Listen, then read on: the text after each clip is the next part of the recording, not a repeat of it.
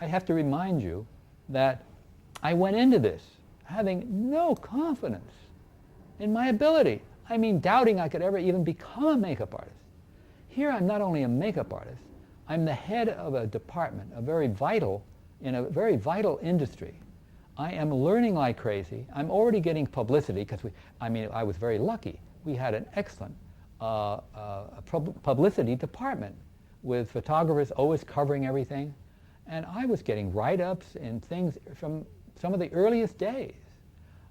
It got so that I was eventually asked to be in some, not who's who, but something similar, some biographical thing or something like that.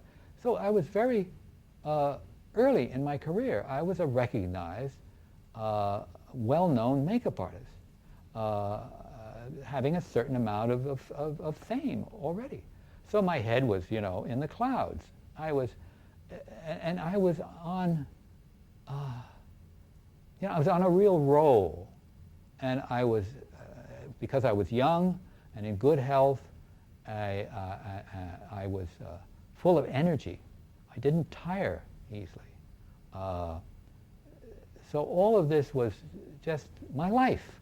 I mean, I lived it every hour. It was that and my family life and 2 little kids and so forth that came along. But that was it. I can't express how wonderful it felt for me. I had actually, underneath all this success, I had a lousy opinion of myself as a human being. What kept me going was the job, was the satisfaction and the joy and the feeling of worth as a makeup artist. It wasn't until years later that I dealt with my personal problems and got to like myself as a human being. I think so. It was like accepted, though. I mean, it wasn't something we talked about, certainly. But yes, there were many people. There were many creative people in those days. There's no question about that. There were also some dunderheads. And they were well known, like Warren Wade.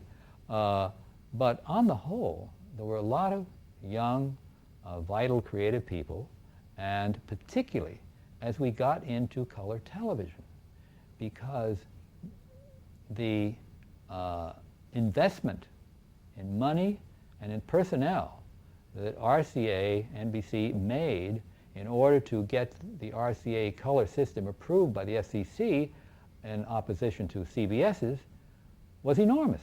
I mean, nothing was spared. I made a very sensible tactical move at that point. I'd been getting, starting off at $50 a week and getting maybe 10% every other year, a little tiny raise doesn't get you very far.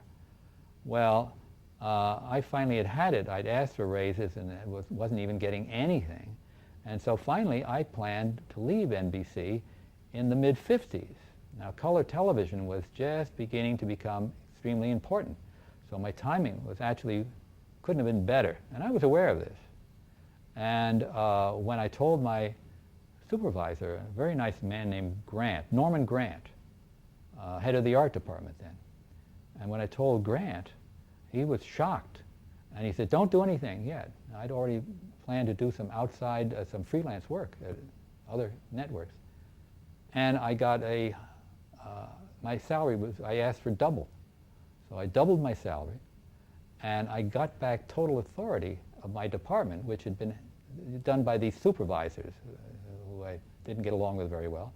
So all the scheduling, hiring, firing, the whole thing, the whole ball of wax was now back in my department. I was truly chief of the makeup department during this critical era. And that was wonderful. And also vindicated my, my feelings of doing a good job.